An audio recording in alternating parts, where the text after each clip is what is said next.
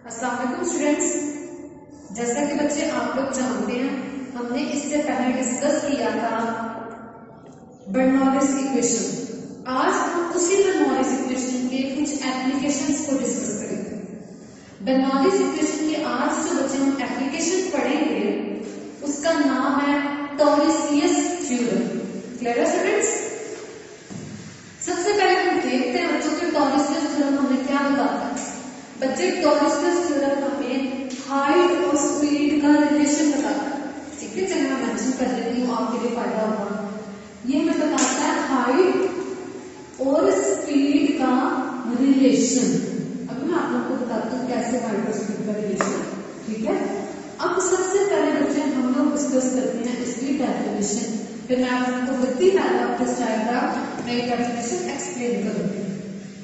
बच्चे स्टेटमेंट दी है the speed of the flux. ठीक है बच्चे, फ्लक्स इसमें आप लोगों के लिए एक नया लफ्ज है। फ्लक्स का मतलब होता है लीकेज से शूट आउट करने वाला। ठीक है, जो भी लीकेज होगा, लेट्स सपोज ये एक लीकेज है, इससे जो पानी शूट आउट कर रहा था ना उसको हम कहते हैं फ्लक्स। बच्चे स्टेटमेंट कहता है स्पीड ऑफ द फ्लक्स, कहता है जो इससे पानी शूट आउट कर रहा था उसकी speed is equal to the velocity gained by the fluid in falling through the distance h1 and minus h2 under the action of gravity। कहता है जो भी इधर से लिक्विड बाहर निकलेगा उसकी स्पीड डिपेंड करेगी इन इसकी हाइट पे, ये हाइट के डिफरेंस पे। मतलब हाइट का डिफरेंस मैंने क्यों बोला, अब मैं आपको इस बात की एक्सप्लेनेशन देती हूँ। बच्चे अगर हम बात करें h1 हाइट की, h1 हाइट है कि टॉप से लेके बॉटम तक, मतलब ये पूरा एक हमारे पास पानी का टैंक है। ठीक है, कोई भी आप पानी का एक लार्ज टैंक सपोज कर लें, इसके एक साइड पे एक छोटा सा ऑरिफिस, छोटा सा सुराख जिधर से पानी निकल रहा है, ऑरिफिस कह रहे हैं या एक होल कह रहे हैं। ये हमने एक लार्ज टैंक लिया है और ये हमारे पास एक होल है। बच्चे h1 हाइट का मतलब होता है टॉप से लेके बॉटम तक टैंक की पूरी हाइट। ठीक है, h2 वो वाली हाइट है कि जिधर आपने होल किया है उसके उधर से लेके नीचे ग्राउंड तक की हाइट, उसको कहेंगे h2। अब ये जो डिफरेंस है, मतलब ये पूरी हाइट में से अगर हम ये माइनस कर देंगे तो हमारे पास ये वाली हाइट आ जाएगी h1 माइनस h2। तो वो कहता है कि जो पानी के निकलने की स्पीड है ये डिपेंड करती है इस डिफरेंस पे, इन दोनों हाइट्स के डिफरेंस पे। तो बच्चों कैसे डिपेंड करती है, क्यों पे डिपेंड करती है, अब हम डिस्कशन करेंगे इसके बारे में। सबसे पहले बच्चे हम देख लेते हैं हमें क्या करना है। बच्चे मैं आप लोगों को सबसे पहले डायग्राम एक्सप्लेन कर देती हूँ। ये हमारे पास कोई भी एक पानी का टैंक है, इधर से लेकर इधर तक की height h2, full height h1। ठीक है, ऊपर से पानी कम होता जा रहा है। क्यों कम होता जा रहा है? ऊपर से पानी कम हो रहा है तो उसकी वेलोसिटी अभी है। इधर से जो पानी निकल रहा है उस पानी की वेलोसिटी है v2। क्लियर है स्टूडेंट्स? ये हमने सारा डिस्कस कर लिया। अब area of the cross section, upper and का जो है वो एरिया माना। ठीक है, लोअर एंड का जो एरिया ऑफ क्रॉस सेक्शन है, मतलब इसका जो एरिया उसको हमने क्या नाम दे दिया a2 का। तो गर्ल्स हम अब सारे डेरिवेशन करेंगे तो आप लोगों का मजीद कॉन्सेप्ट क्लियर होगा। स्टूडेंट्स डेरिवेशन करने से पहले मैं आप लोगों को एक इम्पोर्टेंट बात बता दूं, जो फ्लूइड की स्पीड है ना वो डिपेंड करती है h1 और h2 पे। फ्लूइड स्पीड किस पे डिपेंड करती है? h1 माइनस h2 पे। ठीक है, इसका ये मतलब है बच्चों कि अगर h1 माइनस h2 अगर ये ज्यादा होगा तो फ्लूइड ज्यादा स्पीड से बाहर निकलेगा। अगर ये कम होगा, लेट्स सपोज ये ऊपर है तो ये डिस्टेंस कम हो जाएगा ना। ये बात आपको ना हमेशा याद रखनी है। अगर ये डिस्टेंस ज्यादा होगा तो पानी ज्यादा स्पीड से बाहर आएगा, और अगर ये डिस्टेंस h1 माइनस h2 कम होगा तो पानी की जो निकलने की स्पीड है वो भी हमारे पास कम हो जाएगी। अब हम इसका रिलेशन डिराइव करते हैं, इसको डिटेल से डिस्कस करते हैं। बच्चे हम लोगों ने काफी दफा बर्नौलीज इक्वेशन इसके पीछे मैंने काफी डिटेल से आप लोगों को पढ़ा दिया। अगर पीछे वाला लेक्चर आप लोगों को याद हो तो उसमें मैंने आप लोगों को बताया था बर्नौलीज इक्वेशन के बारे में। चलिए हम स्टूडेंट्स बर्नौलीज इक्वेशन के बारे में देखती हूँ। पिछले लेक्चर में अगर आप लोगों को याद हो तो मैंने ये इक्वेशन डिराइव की थी। अगर आप लोगों को याद है तो आप लोग स्टूडेंट्स इसका लेक्चर दोबारा से देख लें। ठीक है, ये मैंने पिछले लेक्चर में इक्वेशन निकाली थी जिसका नाम था बर्नौलीज इक्वेशन। ठीक है, sum of pressure, sum of kinetic energy per unit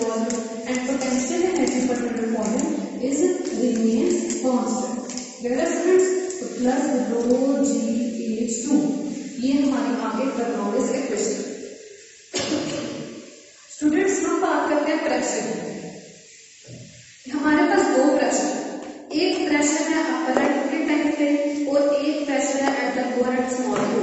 ठीक है, दो प्रेशर है, एक इस अपर एट में और एक इस लोअर एट। स्टूडेंट्स दोनों प्रेशर जो है वो दोनों जो प्रेशर है P1 और P2, ठीक है, मैं बात कर रही हूँ दोनों प्रेशर से। ये दोनों प्रेशर जो हैं ये दोनों एटमॉस्फेरिक कंडीशन है, दोनों एटमॉस्फेरिक प्रेशर, मतलब दोनों में कोई फर्क नहीं। दोनों P1 भी एटमॉस्फेरिक प्रेशर है, P2 भी हमारे पास एटमॉस्फेरिक प्रेशर है। जब दोनों सेम है तो मैं इनको सपोज करूंगी, मैं कह देती हूँ दोनों आपस में इक्वल है, तो मैं कह देती हूँ दोनों तकरीबन बराबर है P, क्योंकि दोनों ये भी एटमॉस्फेरिक प्रेशर है ये भी एटमॉस्फेरिक प्रेशर है, तो मैंने दोनों को एक ही नाम दे दिया P का। तो इधर इस इक्वेशन में जिधर P1 लिखा हुआ जिधर जिधर P2 लिखा हुआ उधर हम P पुट कर देते हैं। इसकी जगह P1 की जगह मैं क्या लिखती हूँ P 1/2 रो P1 का स्क्वायर प्लस रो G का 1 प्लस P2 की जगह मैंने क्या लिखा है P प्लस 1/2 रो V2 का स्क्वायर, ठीक है स्टूडेंट्स, प्लस रो G2। स्टूडेंट्स ये हमारे पास बन गई हमारी इक्वेशन, क्लियर है स्टूडेंट्स। अब मैंने इसके बाद अगर हम लोग देखें स्टूडेंट्स, ये बात हमने पीछे काफी दफा डिस्कस कर ली है कि जब दोनों साइड पर कोई चीज सेम होती है हम उसको कैंसिल कर सकते हैं। तो देखिए स्टूडेंट्स इधर भी P था इधर भी P था, मैं इन दोनों को कैंसिल कर देती हूँ, ठीक है। जब मैंने दोनों साइड्स पे P को कैंसिल कर दिया तो देखिए हमारे पास क्या रिजल्ट बचता है, चले वो लिखते हैं जो हमारे पास रिजल्ट बचता है, ठीक है स्टूडेंट्स। ये मैं अपना वाला रेस कर देती हूँ और आप लोग को इधर रिजल्ट मेंशन कर देती हूँ।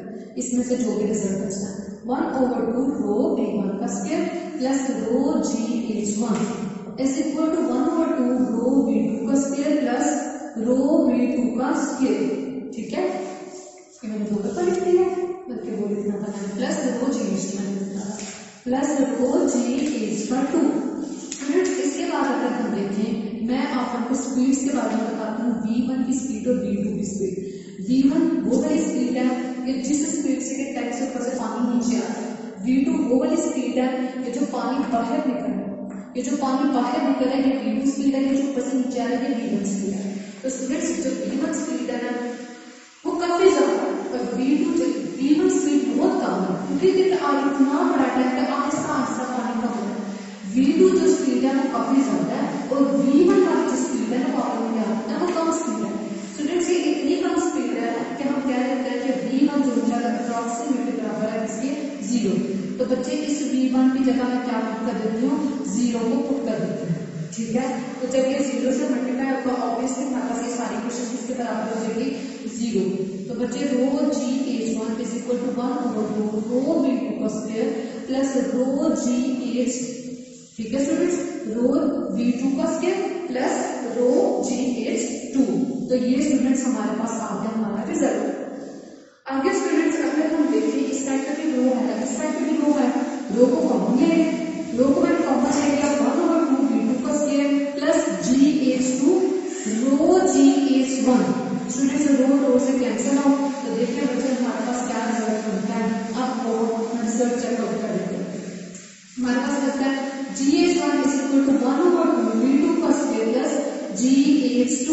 स्टूडेंट्स अब देखिए हमने फाइंड क्या किया स्टूडेंट्स, हमारा काम था V2 स्पीड का, ये जो पानी किस स्पीड से निकलता है, तो स्टूडेंट्स इसको निकालने के लिए अब हम क्या करते हैं G वाली टर्म्स को एक तरफ इकट्ठा करते हैं, ठीक है। इससे हमारी इक्वेशन मजीद सिंप्लीफाई हो जाएगी। जब हम सेम चीज को लेकर के इकट्ठा कर लेते हैं तो हमारी इक्वेशन में मजीद सिंप्लीफिकेशन आना शुरू हो जाता है, ठीक है स्टूडेंट्स। देखिए GH1 है इधर, ये प्लस GH2 है तो इस साइड आके माइनस GH2 1/2 V2 का स्क्वायर। स्टूडेंट्स इन दोनों से कॉमन लेके क्या आ रहा है GH1 minus H2 is equal to 1/2 V2 का स्क्वायर। बच्चों आगे हम मजीद सिंप्लीफिकेशन करते हैं, 2 इधर डिवाइड हो रहा है इस साइड का क्या हो जाएगा ऑब्वियसली मल्टीप्लाई हो जाएगा।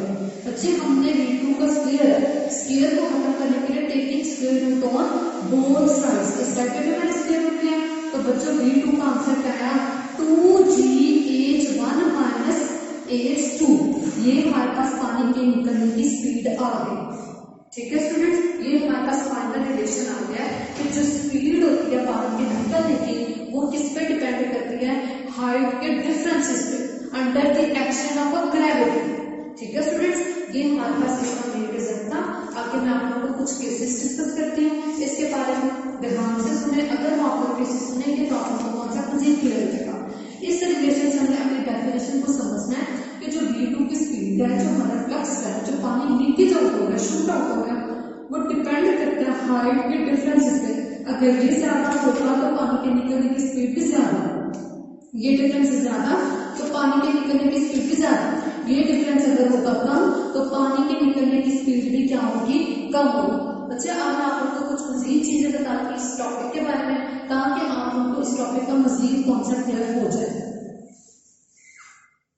वो क्या क्या चीजें हैं चलो देखते हैं।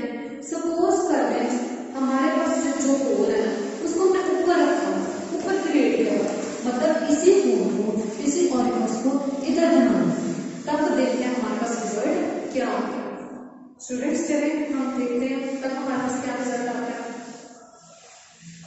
ये देखिए मैं मूवी टाइम दोबारा से ड्रॉ करने जा रही हूँ, बस फर्क कितना है, अब मैंने ऑरिकल्स को थोड़ा सा ऊपर कर दिया है, पहले तो देखिए नीचे था, ठीक है। अब तो मैंने ये जो भी होल है उसको इधर से पकड़ के इधर ले लिया, ये देखिए किस तरह।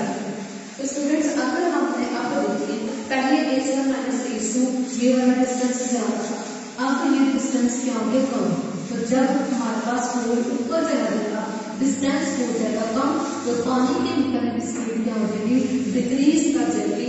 V2 हमारे पास डिक्रीज होगा, स्पीड जो भी होगी वो हमारे पास क्या हो जाएगी, कम हो जाएगी। ये हमारे पास पहला केस हो गया, ठीक है। यहाँ पे इसके रिजल्ट में आपने सारी चीजें मेंशन करके हैं। अब बच्चों एक और रिजल्ट देखते हैं। स्टूडेंट्स अगर अभी आप लोगों को याद हो तो मैंने आप लोगों को बताया था हमारे पास V2 का क्या आंसर आया था, 2GH1 माइनस H2। अच्छा एक और केस डिस्कस कर लेते हैं। अगर ये जो होल है ये इधर होने की बजाय इधर चला जाता है, इधर आप होल फिर क्या कंडीशन है, ठीक है। हम कुछ भी फिजिक्स में सपोज कर लेते हैं। अब मैं सपोज कर लेती हूँ होल बॉटम पे बिल्कुल नीचे आ गया, तो बच्चे जब होल बॉटम पे होगा तो चले देखते हैं क्या कंडीशन है। थोड़ी सी डायग्राम ड्रॉ कर देती हूँ ताकि आप लोगों को समझ आ जाए। देखिए होल मैंने किधर क्रिएट कर दिया है, एट बॉटम, बिल्कुल नीचे एंड पे। बच्चों जब होल बॉटम पे क्रिएट होगा, अब तो H2 हमारे पास है नहीं है, H2 तो वो डिस्टेंस था जमीन से लेके उस होल तक।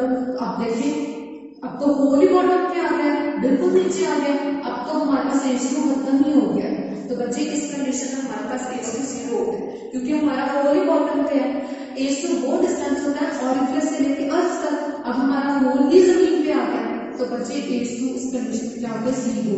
जब H2 0 हो जाएगा तो देखना आंसर क्या बचता है, V2 is equal to square root 2GH1, ठीक है बच्चे। ये तो हमारे पास 0 हो गया। तो बच्चे देखिए जब होल बॉटम पे हो तो स्पीड क्या होती है, जब भी होल बॉटम पे हो तो ये जो पानी के निकलने की स्पीड है, जो पानी के निकलने का फ्लक्स है, ये डिपेंड करता है H1 पे से। क्लियर है बच्चे, H1 माइनस H2 पे डिपेंड नहीं करता, सिर्फ किस पे डिपेंड कर रहा है, H1 के ऊपर। चलिए बच्चे एक और केस देख लेते हैं इसके बारे में, ठीक है। बच्चे आप लोगों ने एक बात याद रखना है, जो पानी का एमिट होता है इसका मतलब होता है कि पोटेंशियल एनर्जी बदल रही है काइनेटिक एनर्जी में, ठीक है। पोटेंशियल एनर्जी किसमें चेंज हो रही है, काइनेटिक एनर्जी। चलिए मैं आप लोगों के साथ एक और मजीद चीज डिस्कस कर रही हूँ, डिफरेंट कंडीशंस डिस्कस की है मैंने आप लोगों के साथ, तो ये सारी आपने रिजल्ट में मेंशन करके आए। बच्चे अगर आप लोग का जो भी होल है, ठीक है, जिसको हम ऑरिफिस भी कहते हैं, अगर वो अपवर्ड, ठीक है, अपवर्ड बनाने की जरूरत नहीं है, मैंने इधर अपवर्ड पहले से ही बना दिया, ठीक है। अगर आप लोगों का जो भी ऑरिफिस है, जिसका भी जो भी आप लोग का होल है वो अपवर्ड डायरेक्शन, ठीक है। अब देखते हैं जब हमारे पास होल अपवर्ड डायरेक्शन होता है तो तब कंडीशन क्या होगी। बच्चे आप लोगों को याद रखना है, जब भी आप लोग का ऑरिफिस अपवर्ड होगा तो पानी जैसे जैसे एमिट होगा, ठीक है, जैसे जैसे पानी बाहर निकलेगा, पानी की मूव फोर्स होती है वो फ्लूइड को अपवर्ड मूव करेगी, ठीक है। दोबारा रिपीट कर देती हूँ, अगर आप लोगों का ऑरिफिस अपवर्ड है तो पानी जैसे जैसे एमिट होगा, ठीक है, जैसे जैसे पानी निकलता जाएगा तो जो भी पानी में लगने वाली फोर्स होगी वो इस फ्लूइड को ऊपर की तरफ मूव करेगी, जिसकी वजह से ये फिलअप होना शुरू हो जाएगा, ठीक है स्टूडेंट्स। ये एक इंपॉर्टेंट लॉन्ग क्वेश्चन है गर्ल्स, इस चैप्टर में हमने टर्मिनल वेलोसिटी पढ़ा, लॉन्ग क्वेश्चन था, एक क्वेश्चन ऑफ कंटिन्यूटी, एक इंपॉर्टेंट लॉन्ग क्वेश्चन था, बर्नौलीज इक्वेशन भी बहुत इंपॉर्टेंट था, और हमने चौथा लॉन्ग क्वेश्चन जो पढ़ा हुआ है हमारे पास टॉरिस थ्योरम, ठीक है स्टूडेंट्स। इधर आपका लेक्चर खत्म होता है।